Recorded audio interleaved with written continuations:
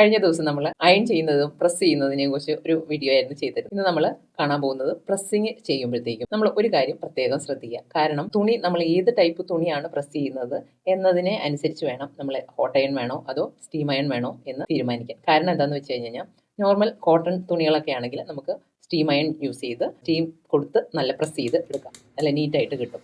എന്നാൽ അതുപോലെ തന്നെ സിന്തറ്റിക് ആയിട്ടുള്ള മെറ്റീരിയൽ ആണെങ്കിലും ഒരുപാട് ഹോട്ട് കൊടുക്കാണ്ട് നമുക്ക് സ്റ്റീം അയൺ യൂസ് ചെയ്യാവുന്നതാണ്. ഒരുപാട് ഹോട്ട് കൊടുത്തു കഴിഞ്ഞാൽ അത് കരിഞ്ഞു പോകാനുള്ള സാധ്യതയുണ്ട്.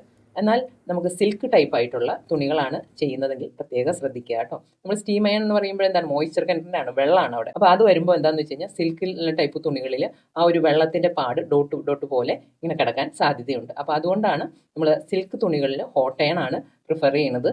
സ്റ്റീം അയൺ യൂസ് ചെയ്യാൻ തന്നെ ലൈറ്റായിട്ട് മാത്രം കൊടുക്കുക. അതുപോലെ തന്നെ ലിനൻ ടൈപ്പ് തുണികളാണെങ്കിൽ ഒരുപാട് മോയ്സ്ചർ കൊടുക്കാതിരിക്കുക. കാരണം എന്താണെന്ന് വെച്ച് കഴിഞ്ഞാൽ ഷ്രിങ്ക് ചെയ്യാനുള്ള സാധ്യതയുണ്ട്. അപ്പോൾ ഈ കാര്യങ്ങൾ നിങ്ങൾ പ്രത്യേകം ശ്രദ്ധിക്കുക. അതുപോലെ തന്നെ ജാൻസ് ക്രിയേഷൻ്റെ ക്ലാസ്സുകൾ ജോയിൻ ചെയ്യാൻ താല്പര്യമുള്ളവർ ജാൻസ് ക്രിയേഷൻ്റെ ആപ്പ് ഇൻസ്റ്റാൾ ചെയ്യാം കേട്ടോ.